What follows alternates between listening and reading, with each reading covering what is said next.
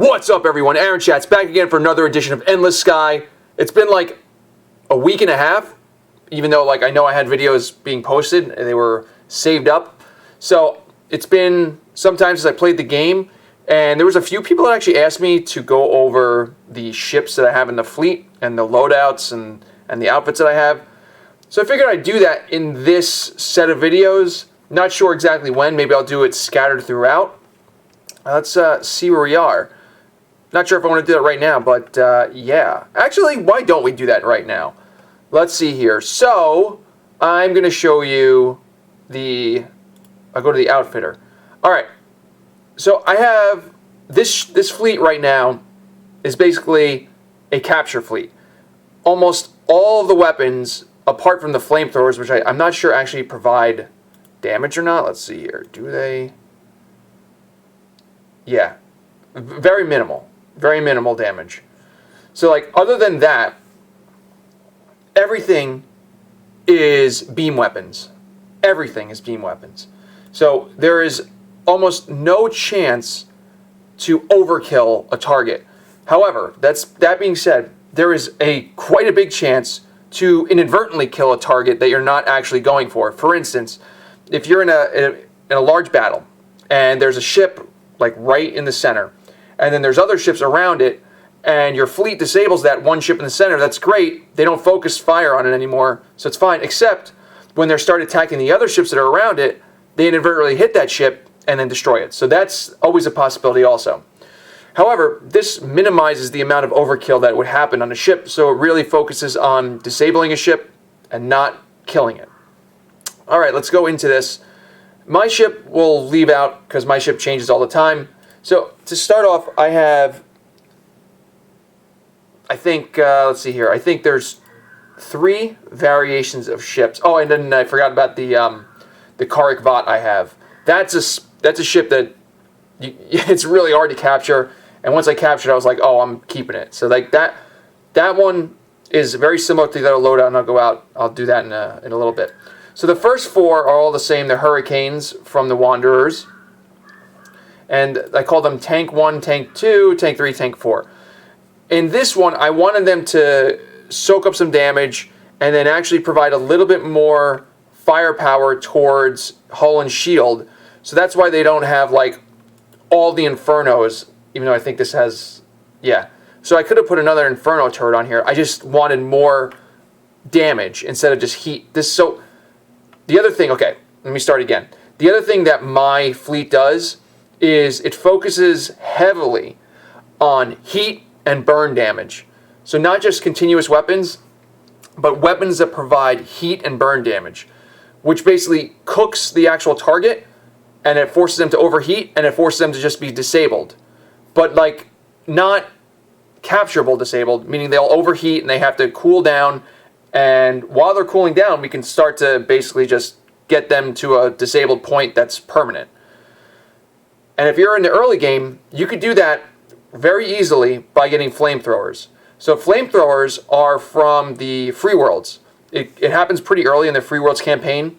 You'll get access to the flamethrower. The flamethrower uses fuel.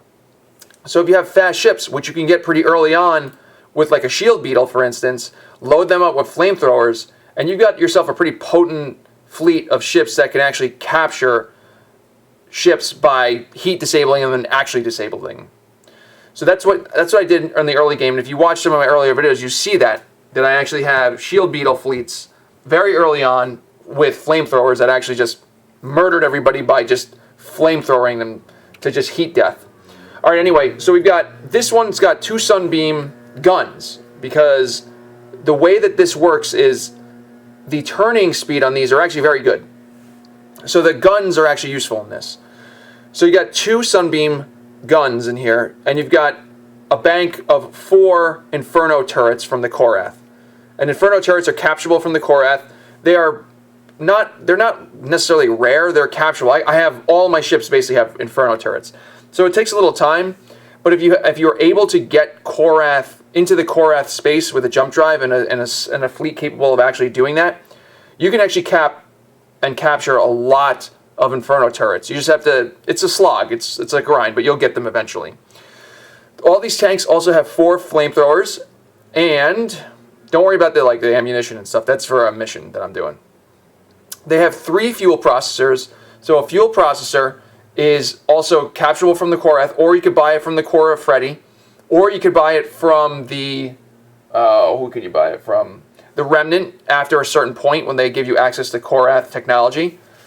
I think. I'm not sure if it's there. I'm pretty sure it's there. But either way, the core of Freddy will sell it to you, or you can just capture it from Korath ships. That gives you 2 extra jumps, unless you're in a jump drive and it's 1 extra jump. It's basically 200 more units of fuel, and it also provides a little ram scoop. The ram scoop that it provides is not that good, so you'll see what I got in later. Obviously, I've got a jump drive in there. I put a liquid sodium cooler in there because a lot of these things generate a lot of heat. And to minimize the heat, this is actually one of the best ways to generate the heat for this, to generate cooling for the space. It's active cooling, but it's well more worth it than just having a lot of heat shunts and stuff, which I used to do. Thanks for that tip early on, too. Rounding out, always got to have a quantum keystone. Never know when you're actually going to be in remnant space and have to jump through those red nebulas. And I really like system cores because they combine all these things into one. So you got energy capacity, you have hull repair and shield repair, all in one thing. And I think for the outfit space, it's really good. So that's there. It generates some heat, and that's not a problem because we have this guy. Also, this thing generates a lot of heat as well. These all generate a lot of heat when you're firing, including the flamethrower. So having good heat dispersion is very, very important. To round out the flamethrower, I installed 3 Wanderer Ran Scoops, which is the best Ran Scoop in the game currently, I think, especially for the space. It's only 7. So what this means is, if you're going into battle and you're using flamethrowers, those flamethrowers will eventually use up all the fuel in those ships. And what the ram scoops do is they will refuel while you're in transit.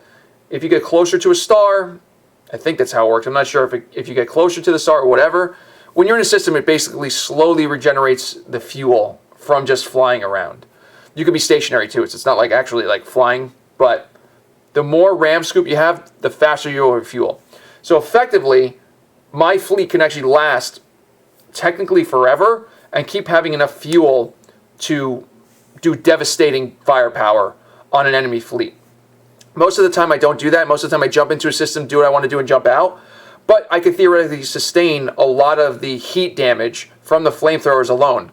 And even if the fuel runs out, these Infernos and the Sunbeams that I have on here do not require fuel. They are just energy. So obviously having good energy output is also very important. So this provides a battery. The Blue Sun reactor also provides not just energy generation, but also energy capacity as well.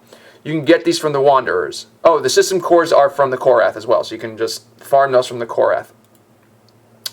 I also have an additional Red Sun reactor, which I'm not sure I actually needed on this, but I figured to have a little bit more energy capacity and a little more energy generation never really hurt. So that's that. These 2 from there. There's probably way better ways of actually like min-maxing this build, but this one works really well for me. I also put a reverser on these because even though the steering is pretty good, it's not like you're not going to turn on a dime. So when this thing is chasing down a ship, if it's going to overtake the ship, I want it to slow down instead of having to go past it and then, so if it goes past it and then it has to like kind of slow down and then it's going to be weird. So with a reverser, it adds a lot more flexibility to these ships, and reversers are really good. And I suggest you actually look into getting a reverser. I know it might seem like counterintuitive. It's like, okay, what? I just turn around, fire it off, but then your forward-facing guns don't actually work all the time. A reverser is very helpful. And then I have steering and planetary class thrusters, also from the Korath. Pretty sure you can get them from the Remnant. Not sure if you can get them from the core of Freddy.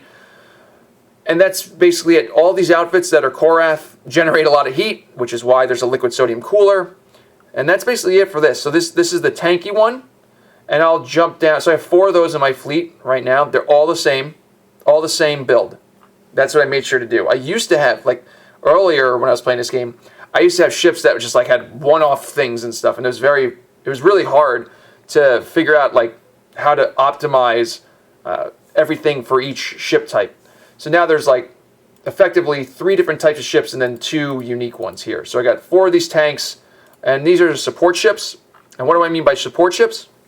Well, So while this one, concentrates on getting in there, getting firepower, and the reason I called it a tank is because it's obviously better soaking up damage than the shield beetle is. So that's why I called it the tank. But for these, I called it a support ship. I actually like in my fleet to have point defense turrets, and you notice on these, on the tanks, I don't have anything. So I have 4 support ships, all the same. I put 2 moonbeam turrets and 4 sunbeam turrets. So the moonbeams give really good hull damage for the outfit space. And the sunbeams are just good all around. They also provide heat damage. In addition, I have 2 dual sunbeam turrets on each of them. So that also provides more heat damage, pretty good hull damage, and very, very good shield damage. And the Ravager turret also provides, for the actual space, it provides excellent shield and hull damage for this space in there as well. Rounding that out, you got 2 point defense turrets on each of these things. So this is why I consider them a support ship. However, you can't really tell the game hey, hang these ships back in your fleet. They still run out and try to kill everything because they have weapons to attack, and that's fine.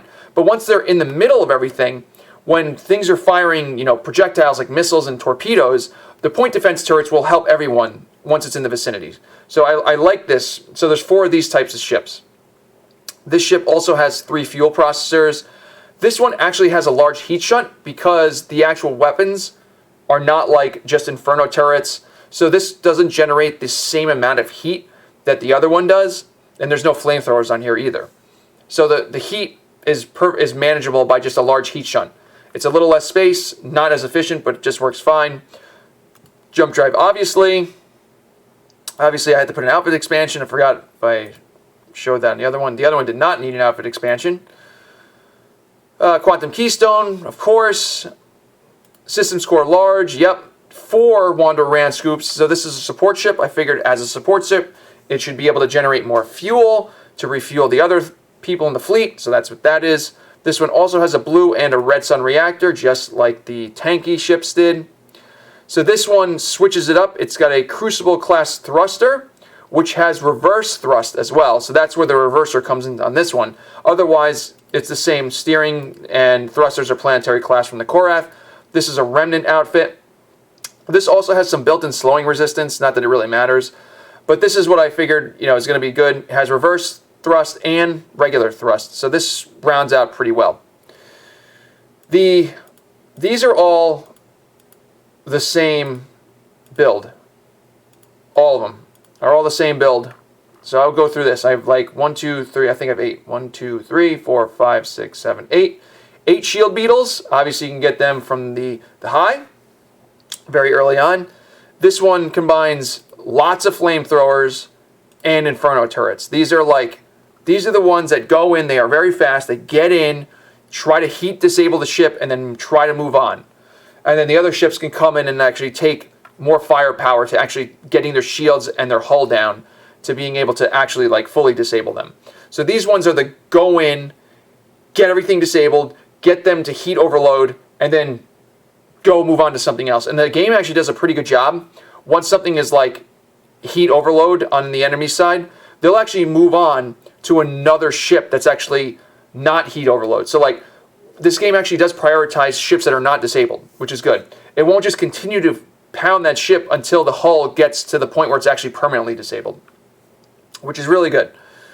This one has 6 fuel processors because it needs a lot of extra fuel because it has a lot of flamethrowers, and its job is just to go in, use those flamethrowers, get that ship heat overloaded, and then get out of there.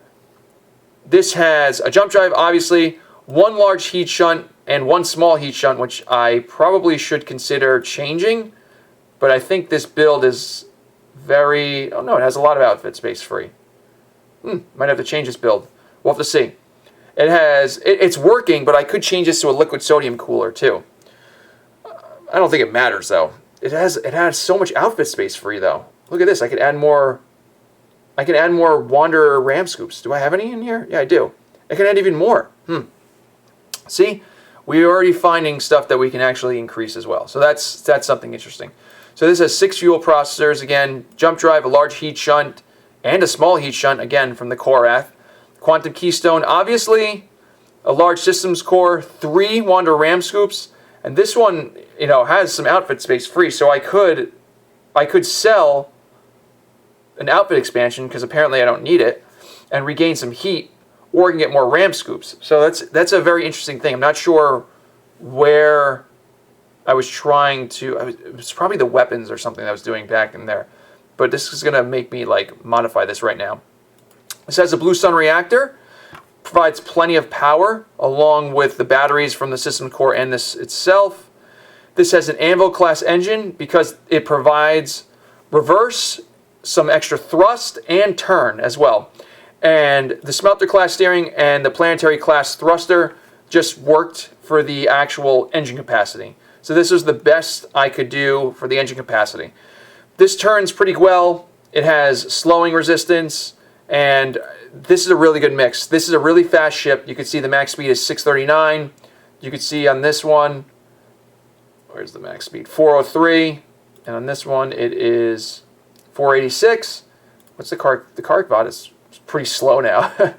But yeah, these are the fast ships. They just go and chase down a target. And again, if you're going really fast, a reverse thruster will help you not overtake that ship. So as you're, you know, gunning it to get a target, it'll actually slow down reverse thrust, so it won't actually overtake a target. And let's see here. Anything else on this ship? No. So on these, I just can't believe that so I could either sell an outfits expansion, which I might. So if you sell an outfit expansion, you'll actually get a little less heat. Or I could put more Wanderer ram scoops in. And I am not sure. So 21, we can get 2 Wanderer ram scoops, basically. No, 3, right? Yeah. I get 3 Wanderer ram scoops. I might have to do that. Like, this has got 21 outfit space for no reason. All right. Well, we know what we're going to do. We're going to have to get some Wanderer ram scoops. All right. So that's those ships. And then I've got a cargo ship. So most of these ships don't have a large cargo capacity, right? All this outfit space I was getting from outfit expansions, which takes away the cargo space. So yeah, I do have like a lot of cargo space, but even this is like 78 tons, but I don't have like a massive amount. Obviously I have a massive amount because I have this actual world ship as my personal ship, but I needed one that's not my own ship because I wanted to keep mine for when I go and, you know, plunder outfits and stuff. I need to have that in my hold. So I have this ship. It is the Deep River from the Wanderers. It does not require that much crew. However, it's not that strong. So it pretty much hangs near me, and that's fine. But it's got a good amount of hull and, you know, okay amount of shields. Not that much. This one has like only guns, no turrets, so it can't even mount point defense turrets. But it does have, I figured it's like a support ship, so it has a lot of fuel processors, and it also has Darkstorm shielding. And I use the Darkstorm shielding just to make sure that it's got a really good boost of shield power. It has a systems core, a medium systems core, so that the actual Darkstorm shielding will actually boost the amount of shield that'll actually regenerate. However, I'm still considering just moving to a large systems core and just calling it a day. It has 1 outfit expansion, 1 jump drive, 1 large heat shunt, and a quantum keystone, and 1 Wanderer ram scoop. Since it has so much fuel, it should be good to go. And then it's not a big reactor, so this is where this ship actually falls apart. This Red Sun reactor, as soon as the shields start to get low, and that Darkstorm shielding starts to come, that shield generator just like eats away the energy, and that's a problem I really should correct. And what I would probably do is I would remove this Darkstorm shielding, even though it's good shield generation, and I would put a large systems core in there, and then how much outfit space? Yeah, it's hard to really like figure out the best thing. I do know that the amount of energy generation just it can't keep up with it. As soon as it starts getting hit in battle, the energy reserve just like plummets. This one also has the Remnant class Forge steering and the Forge class thrusters. Again, they provide reverse thrust in their thrusters, so you get reverse thrust there, and the steering is just good enough. All of it's good. And they also have slowing resistance. So that's the cargo ship. And the last one in the fleet is the Karik Vat. This one is like very, very unique to it. So I figured, all right, what can I do on here? I put, flamethrower build, Inferno build. It was just, whatever went, basically. So you got 4 flamethrowers, 4 Korath Inferno turrets, a dual sunbeam turret. You've got the control transceiver. I have no idea if I actually needed to keep this in there, but I figure I'd just do it. This is the thing, because this has no crew. This is like a free ship. Once I captured it, this is no upkeep at all. It's great. It's got 4 fuel processors, a jump drive, got a liquid sodium cooler, outfit expansions, obviously 4 of them. It's got a large and a medium systems core. This is a beefy ship. This is a beefy ship. I like this ship. 3 Rondor ram scoops for the fuel generation. It's got a blue sun and a yellow sun reactor. This is some ship. This has stellar class steering, so it can turn pretty well, and then a planetary class thruster and a asteroid class thruster. So it doesn't have reverse, but all my other ships will take the brunt anyways. This one can soak up damage. It's not gonna be the same thing as the Hurricanes, but I like this ship a lot. Like I do like this ship a lot. And that pretty much rounds out the fleet. And I obviously can do some changes with these. And my personal ship, I just go back and forth trying to figure stuff out. The anti-materiel gun came from the Lunarium. And this is basically for capturing things. This is the best hand-to-hand weapon I found in the game. I've got some unique things in here as well. And I've got stellar class steering, stellar class thrusters. My ship is actually really fast, and it turns really fast too. Blue Sun reactor, I've got a medium and large systems core, 5 Wanderer ram scoops in here. I've got a salvage scanner, and I got the Outskits Gauger, which whatever. Quantum Keystone, a liquid sodium cooler, jump drive, 5 fuel processors, and I took out the Inferno turrets I had because when I get to the actual ship that I want to capture, it's probably already heat overloaded. And what I need to do is I need to get the shields and the hull down.